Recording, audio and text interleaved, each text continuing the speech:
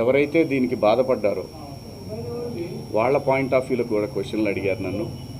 అన్నిటికీ సమాధానం చెప్పాను. మేడం గారు ఏమంటారంటే, మీది ఒక ప్రజల్ని ఇన్ఫ్లుయెన్స్ చేసే మీడియా కాబట్టి ఇవాళ మీరు అన్నారు కాబట్టి రేపటి నుంచి అందరూ అయిన దానికి కాని దానికి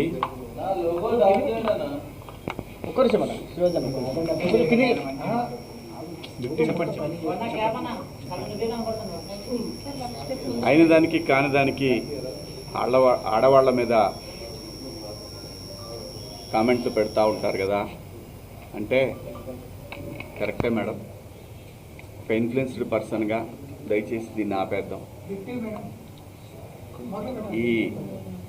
ఎందుకంటే సమాజంలో ఇంకా చాలా విషయాలు ఉన్నాయి.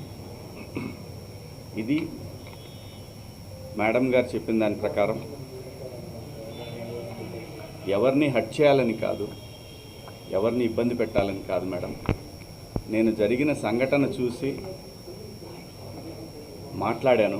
మాట్లాడిన అంశంలో తప్పుడు పదాలు దొర్లిని. దానికి అందరికీ నేను వివరణ ఇచ్చాను, నా అపాలజీస్ చెప్పాను అని కూడా చెప్పాను. మేడం గారు కూడా చూశారు. నాకు ఇక్కడికి వచ్చిన తర్వాత అర్థమైంది ఏంటంటే, నేను ఏదైతే ఆ రోజున నేను ఏదో జరగబోతుంది అని ఏదైతే గ్రహించానో, నాతో కెరీర్ మొదలుపెట్టిన వాళ్ళు చాలామందికి ఎందుకో నా మీద వ్యతిరేకత ఉంది. ఎందుకో తెలీదు.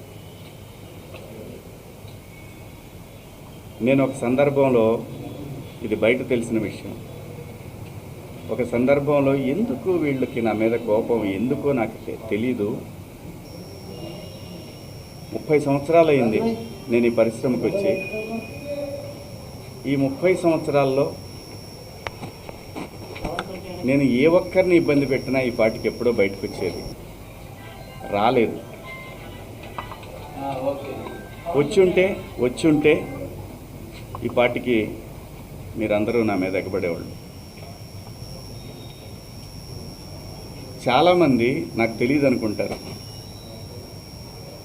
ఎవరెవరు జూమ్ మీటింగ్లు పెట్టుకున్నారో, నాతో బాగా ఉండి నాతో మంచిగా మాట్లాడుతూ నా నటనని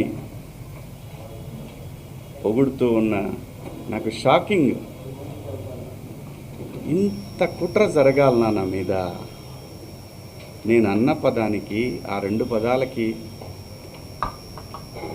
నేను ఆవేశంలో మాట్లాడిన దానికి నాకు బాగా కావాల్సిన వాళ్ళు కూడా ఇంత కుట్ర చేయాలన్నా నా మీద? నేను మేడం గారు ఆవిడ ఇది ఒక ప్రభుత్వం యొక్క సంస్థ. వ్యవస్థలను గౌరవించకపోతే సమాజం తప్పుడు దారిలో పడుతుంది, అన్రెస్ట్ ఏర్పడుతుంది. ఆవిడ చాలా హుందాగా, చాలా గౌరవంగా ఈ వ్యవస్థను నడిపిస్తూ ఉన్నారు. ఒక బిడ్డకి చెప్పినట్టు చెప్పారు, ఇది ఇలా తప్పు. నేను అడిగింది ఒకటే మేడం గారిని, మేడం గారు మీరు మీ డ్యూటీ చేశారు, మీరు చేసిన దానికి నేను గౌరవంగా నేను వచ్చి ఒక పౌరుడిగా నా బాధ్యత నేను నిర్వహించాను. ఇక్కడ ఇందాక నేను మాట్లాడిన నా కుట్ర విషయం వేరే, మేడం గారి సందర్భంలో జరిగింది వేరే. నన్ను అంతగా అసహించుకోవటానికి, మీరు నా మీద అంత జలసీ రావటానికి ఏమిటమ్మా కారణం? నేనేం తప్పు చేశాను?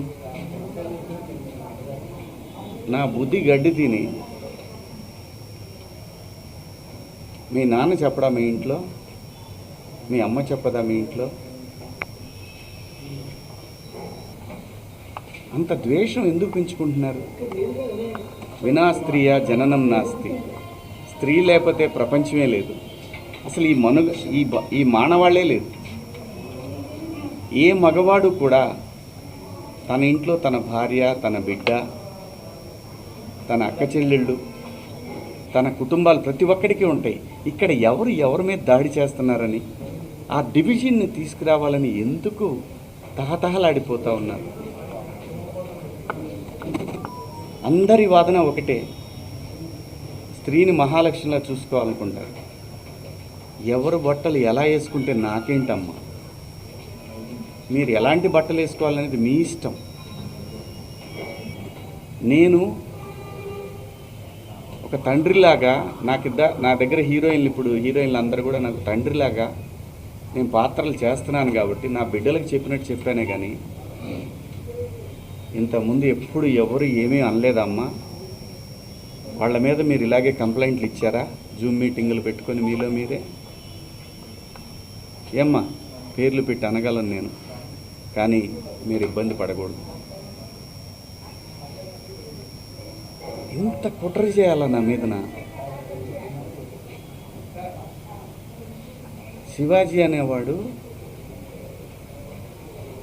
సినిమా పబ్లిసిటీ కోసం అంత చిల్లరగా దిగజారుతాడా శివాజీ? నాకు అలాంటి డబ్బు పిచ్చి, ఫేమ్ పిచ్చే ఉంటే రాజకీయాల్లో నేను ఎక్కడో ఉండేవాడిని. ఒక సినిమా కోసం అంత దిగజారే మనిషి అయితే 13 సంవత్సరాల పాటు సినిమాకి దూరంగా జనం కోసం నిలబడేవాడినా. నాకు అనుకూలంగా ఉన్న గవర్నమెంట్లు వచ్చినా కూడా నేను ఏ రోజు పోయి ఒక పదవి అడగల. అది తెలంగాణలో అయినా, ఆంధ్రాలో అయినా, ఎక్కడైనా ప్రజల గురించి మాట్లాడాలనుకున్నాను తప్ప ఎవరు కుట్ర చేశారు, ఏం చేశారు, ఎలా చేశారు అనేది ఎప్పుడైనా ఊరికే మాట్లాడితే సరిపోదు. ఆధారాలు తీసుకుందాం, వాటికి సంబంధించి నేను మాట్లాడతాను. ధైర్యం ఉంటే నేను తప్పు చేశాను, శివాజీ దుర్మార్గుడు అని మీరు ప్రూవ్ చేయాలనుకుంటే మీకు వ్యవస్థలన్నీ తలుపులు తెరిచి ఉన్నాయి, రండి.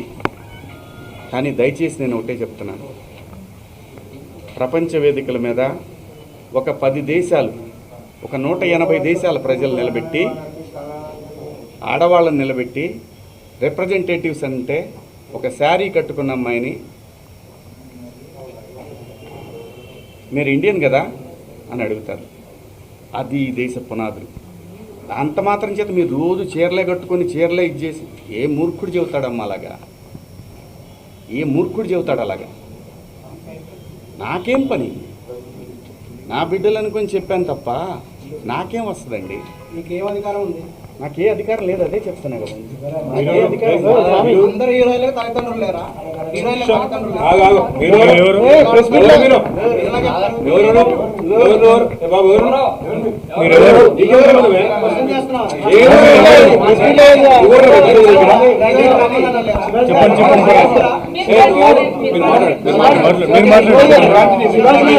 ఈ ప్రపంచంలో అత్యద్భుతంగా ముందుకు వెళుతున్న ఏకైక వ్యవస్థ భారతదేశం. ఈ భారతదేశంలో ఎవరు ఎలా బతకాలనేది రాజ్యాంగం నిర్దేశిస్తుంది, నేను కాదు. ఒకవేళ ఎవరి హక్కులకైనా భంగం కలిగినప్పుడు దానికి ఇలాంటి వ్యవస్థలు ఉంటాయి.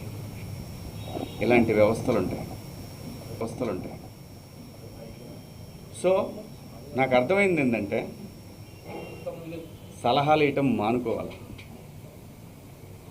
సలహాలు ఇవ్వటం, మంచి మాటలు చెప్పటం మానుకోవాలి.